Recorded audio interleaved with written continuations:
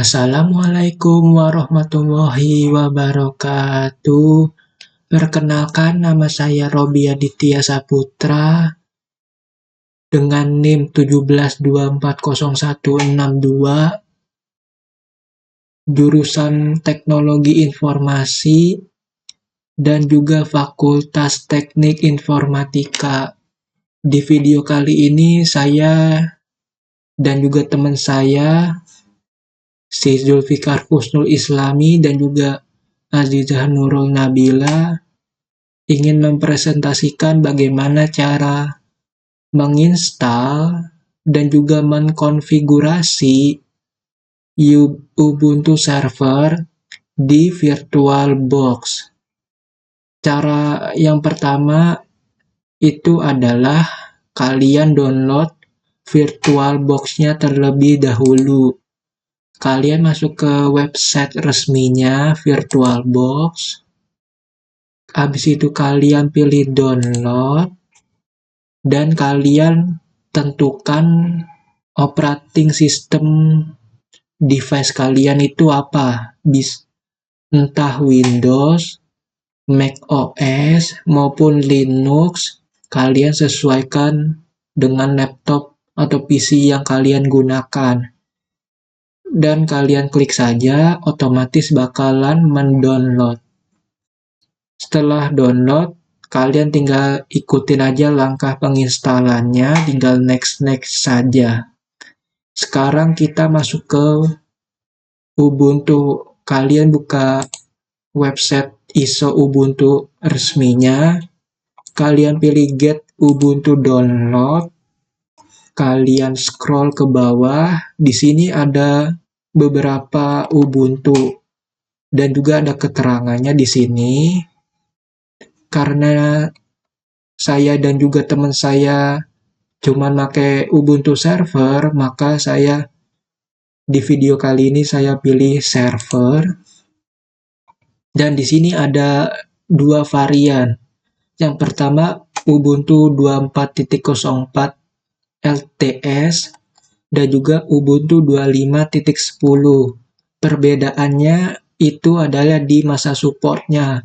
Kalau di Ubuntu 24.04 itu supportnya bisa 5 sampai 10 tahun. Cocok untuk digunakan untuk jangka panjang dan untuk membuat database.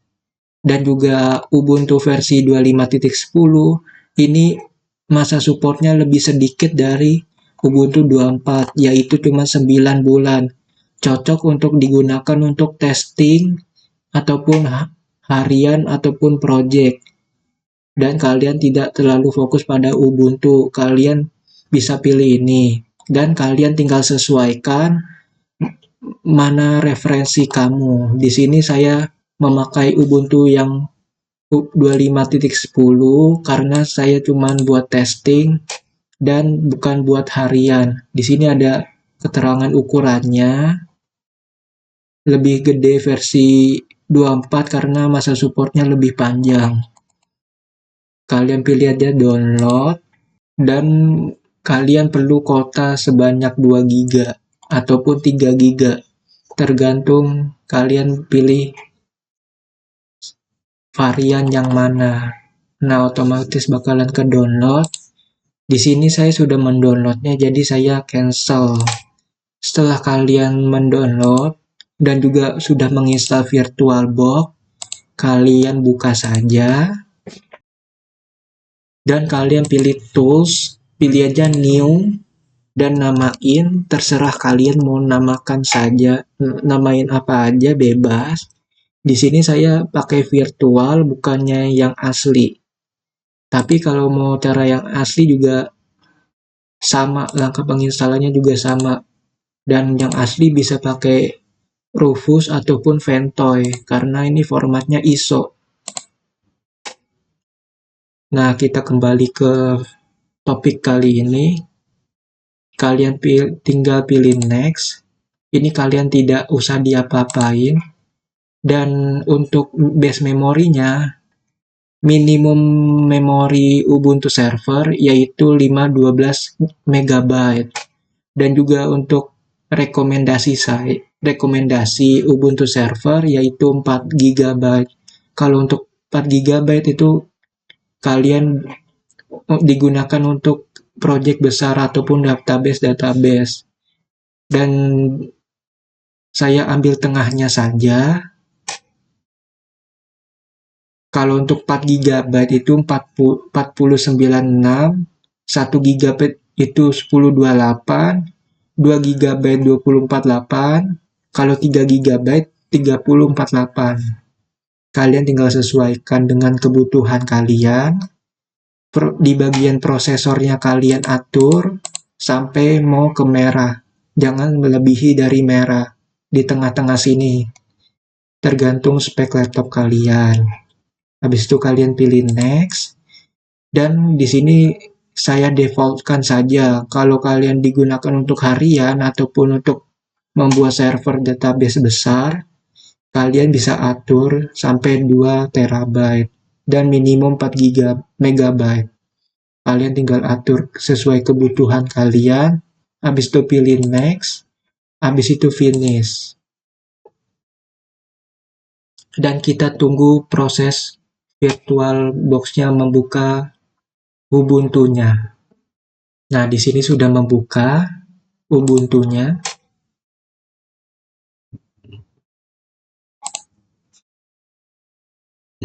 Dan kalian pilih try or install Ubuntu server. Pencet enter. Ini kalian biarkan saja, nggak apa-apa. Nah, ini bakalan masuk ke tampilan seperti ini, dan kita tunggu saja.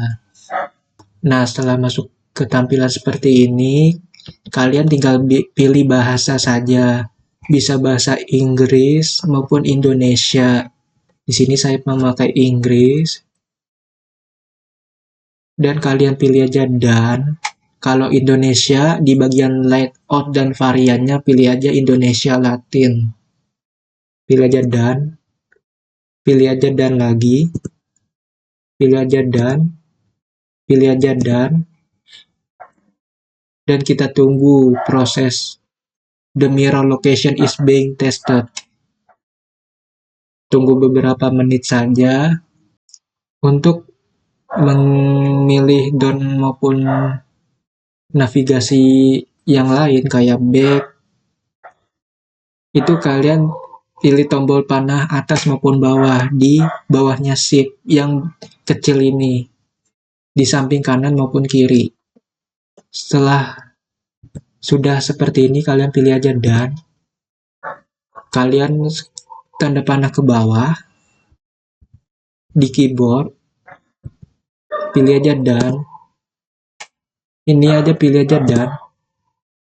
Tanda panah ke bawah, continue, dan namain PC kalian. Ini bebas terserah kalian, asalkan jangan sampai lupa.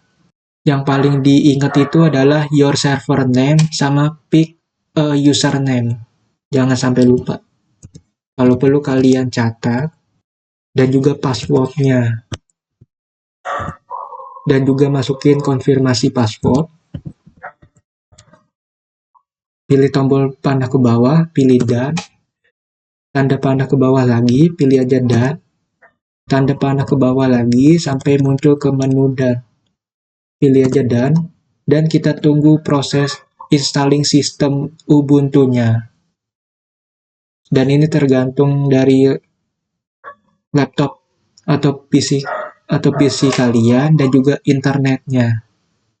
Dan kita sekarang tunggu prosesnya berlangsung.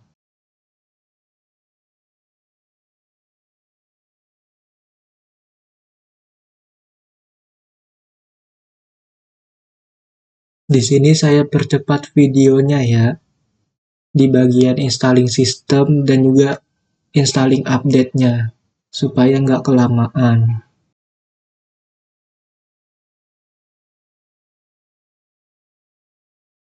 Dan sekarang masuk ke updating system. Dan kita tunggu prosesnya selesai, sedang mendownload dan juga menginstal security update.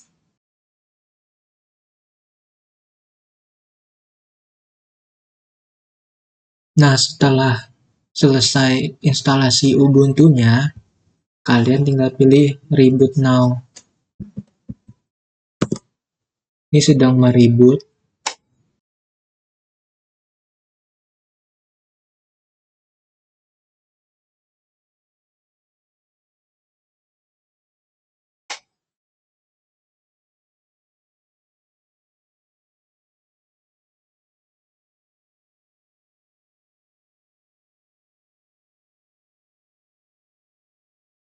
Nah, setelah muncul ketampilan seperti ini, kalian buka ke file, pilih close, pilih aja power of the machine,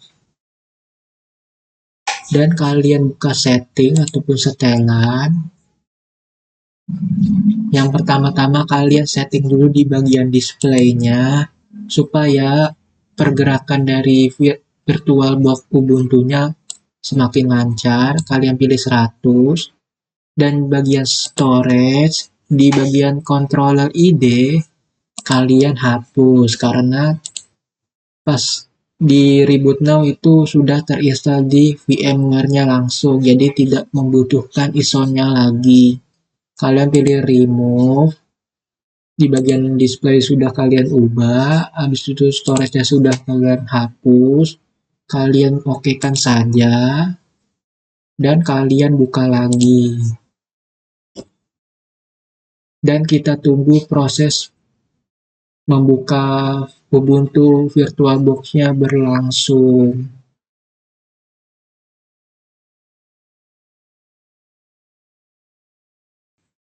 Nah, kalau sudah muncul ketampilan seperti ini, berarti kalian sudah berhasil menginstal Ubuntu di VirtualBox dan kalian masukin username dan passwordnya yang kalian pas install awal tadi, yang your server name sama pick a username. Kalian masukin saja, enter. Passwordnya juga untuk passwordnya itu tidak kelihatan ya, di hidden. Nah, kalau sudah kayak gini, berarti kalian tinggal mengkonfigurasinya saja. Dan untuk mengkonfigurasinya, saya serahkan ke teman saya, yaitu Alizah dan si Zulfikar. Bismillahirrahmanirrahim. Assalamualaikum warahmatullahi wabarakatuh. Saya Zanur Nabilah dari kelas Teknologi Informasi. NIM saya 17240637. Oke, di sini saya ingin melanjutkan penjelasan dari Robi Aditya. Komen tersebut sudo apt update itu fungsinya untuk mengupdate dari repositori Ubuntu-nya, yaitu informasi terbaru dalam aplikasi. Juga untuk menghindari error, yaitu package not found. Dan saat penginstalan software Ubuntu mengambil informasi versi terbaru dan stabil. Nah, untuk komen selanjutnya ada sudo apt install apache. Itu untuk komen ini digunakan untuk menginstal atau mengupdate package apt itu sendiri.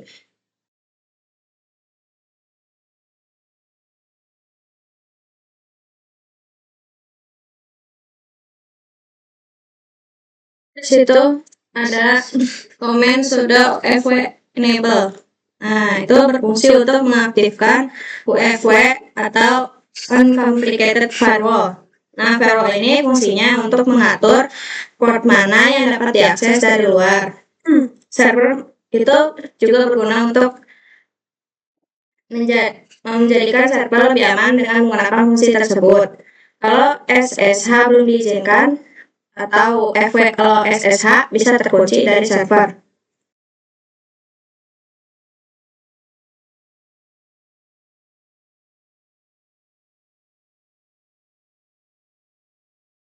Lalu di sana ada komen sudo ufw allow apache full. Nah, fungsi ini berfungsi untuk mengizinkan trafik HTTP 80 dan HTTPS 443 untuk Apache.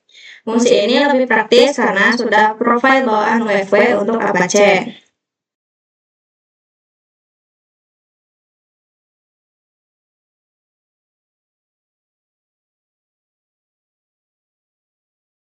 Selanjutnya terdapat komen sudo apt install shellbot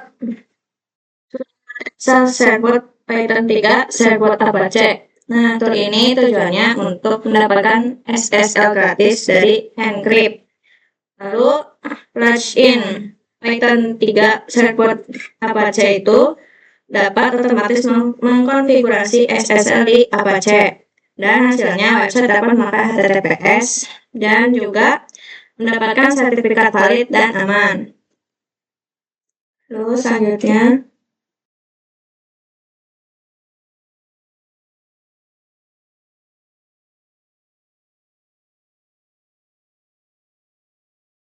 ada sudo shellbot Apache. Nah, ini untuk menyimpan di debug log ke alamat ini.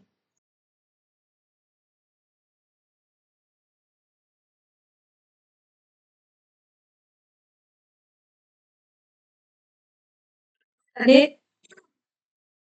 ada komen sudo apt install php 5pc2 mod php MySQL. Nah, itu tuh untuk menginstal PHP dan database. Yang pertama ada PHP, menu PHP, yaitu berfungsi untuk bahasa pemrograman server side untuk membuat web lebih dinamis. Lalu ada 5pc2 mod PHP agar Apache dapat langsung menjalankan PHP ataupun sebaliknya. Lalu ada PHP FPM. Nah, PHP ini dapat berjalan sebagai service terpisah, lebih cepat, efisien, dan scalable. Lalu ada PHP MySQL. Nah, itu untuk menghubungkan PHP dengan database MySQL atau MariaDB. Lalu ada MariaDB Server sebagai pengganti MySQL, juga bisa untuk menyimpan data website. Berikut tampilannya.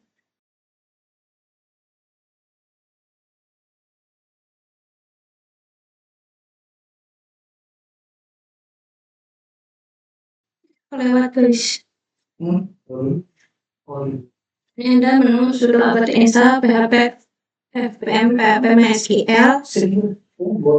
Nah, itu untuk PHP FPM itu PHP dapat berjalan sebagai service terpisah dan bisa berjalan lebih cepat, efisien, dan scalable. Ada PHP MySQL, yaitu untuk menghubungkan PHP dengan database MySQL atau MariaDB.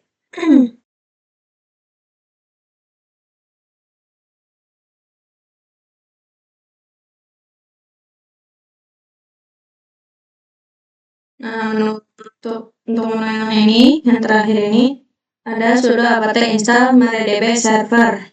Nah, dia itu fungsinya sebagai pengganti MySQL, juga bisa untuk menyimpan data website.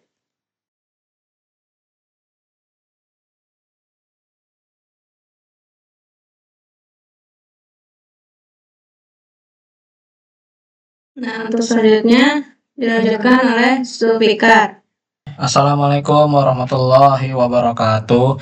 Perkenalkan, nama saya Zulfikar Husnul Islami dari kelas 17 3A06 dan nomor absen 17240547.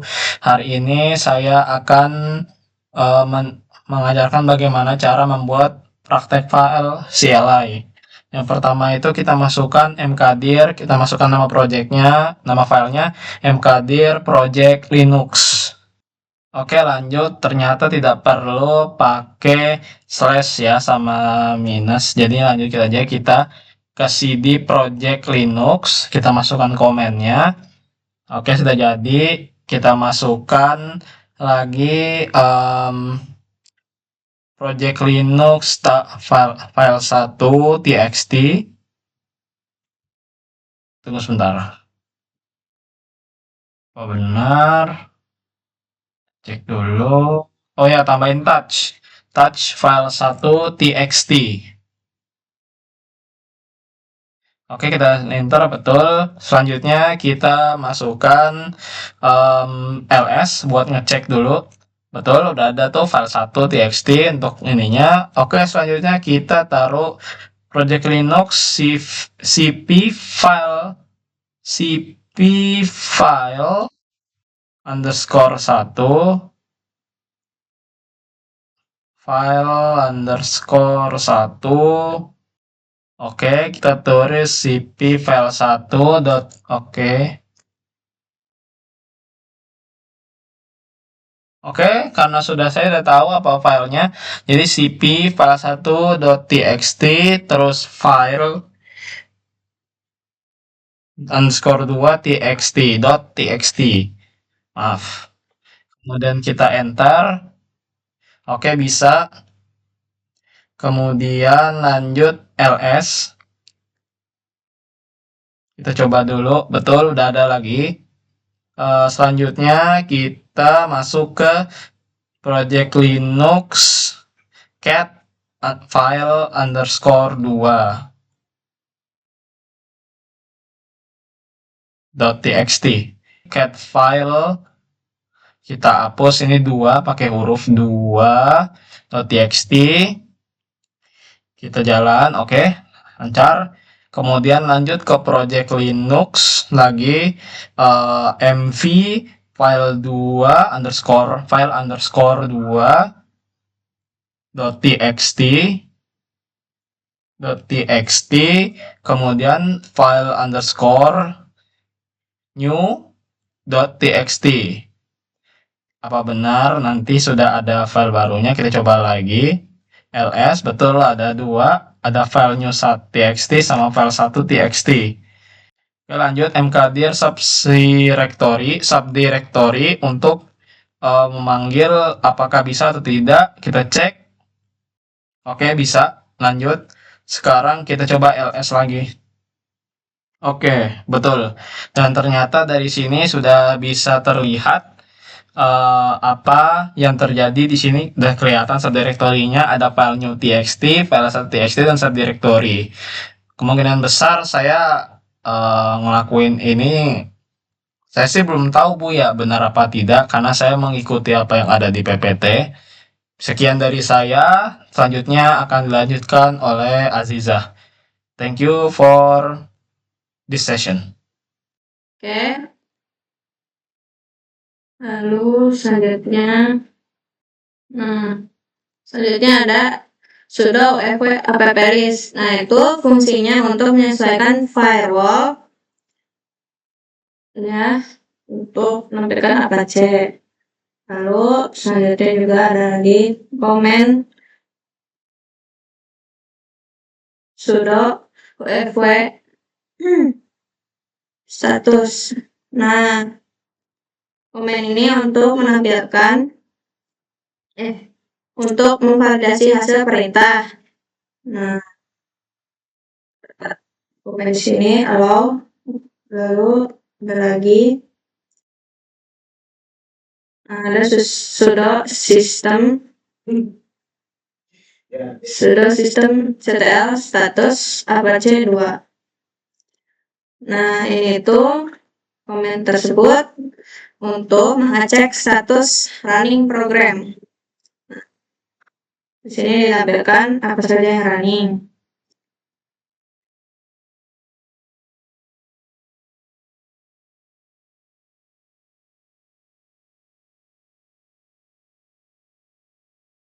Lalu selanjutnya ada menu ifconfig. Nah, ini digunakan untuk untuk mengecek IP address pada Ubuntu server.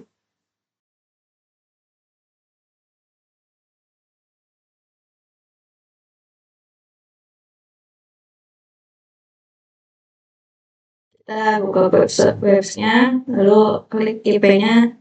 Itu jika sudah benar komennya, maka akan tampilan seperti ini. Itu berarti sudah berhasil. Halo, sekian dari saya. Akan dilanjutkan oleh Zulfikar. Halo, assalamualaikum warahmatullahi wabarakatuh. Perkenalkan, nama saya Zulfikar Husnul Islami. Saya dari kelas Teknologi Informasi 17306 dengan NIM 1724057. Hari ini saya akan menjelaskan bagaimana cara menginstal FTP server. Yang pertama, kita masukkan komen sudo apt update. Kita tunggu, dan kemudian kita masukkan sudo apt upgrade.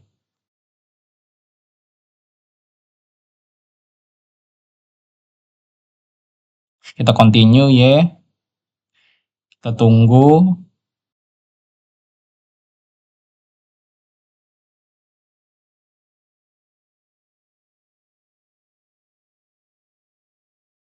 Oke, sudah. Selanjutnya kita masukkan komen sudo apt install fsftpd untuk memulai penginstalan FTP servernya.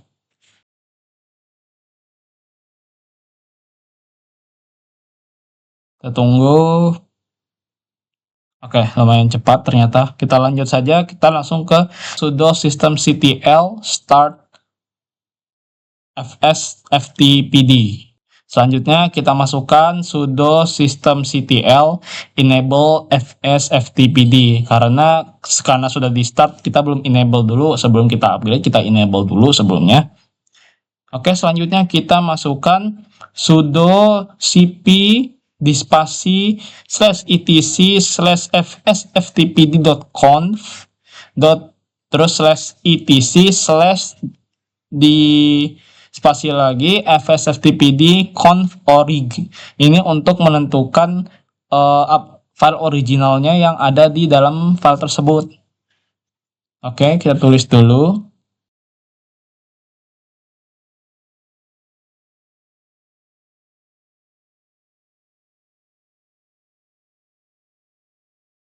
Oke, sudah. Selanjutnya kita masukkan sudo nano /etc/fsftpd.conf. Itu nanti bakalan masuk ke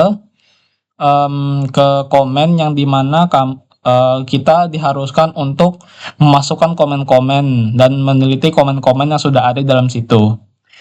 Untuk komennya ada di sini saya. Maaf, di sini. Ya, kemudian kita samakan dulu. Nah, bakalan jadi kayak begini. Ini kita samakan dulu sesuai yang ada tadi saya tunjukkan. Dan setelah itu kita lanjut ke ini selanjutnya.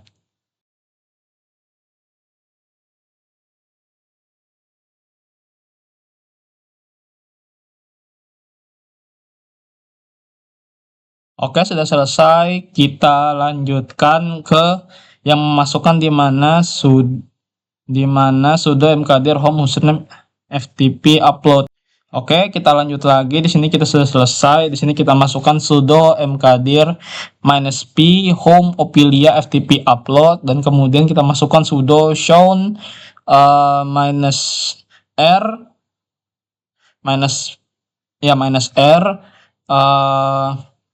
home sudo chown -r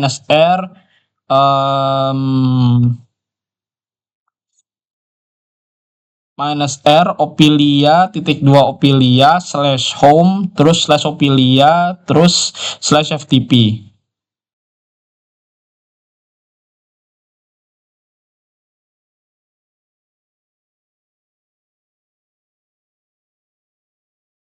Tunggu sebentar, masih ada kesalahan di mana ya?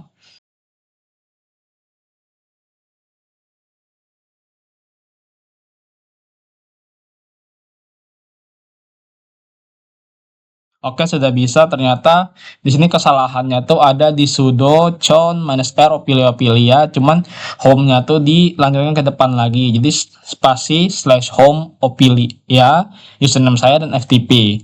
Selanjutnya kita masukkan sudo chown -r755 spasi /home /opilia /ftp.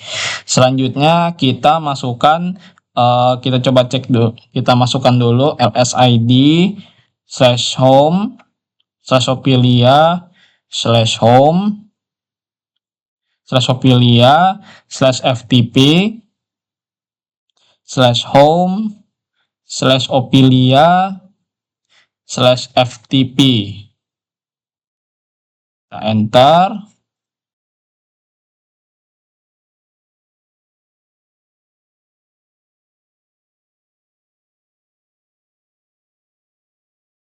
Oh ya, kita kurang FTP upload.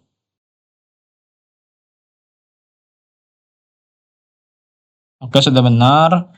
Selanjutnya kita masukkan komen Opilia nama kita, dan kemudian oke, di sini sudah selesai. Kita tadi karena sudah dimasukkan sudo chown, harusnya bisa. Sekarang kita masukkan FTP localhost untuk mengecek apakah bisa atau tidak. Connected, dan kemudian kita masukkan dulu passwordnya, dan ya voila, hasilnya login successful. Di sini kita sudah selesai menginstal FTP server. FTP server kita sudah jalan. Sekian dari saya, kurang lebih mohon maaf. Wassalamualaikum warahmatullahi wabarakatuh.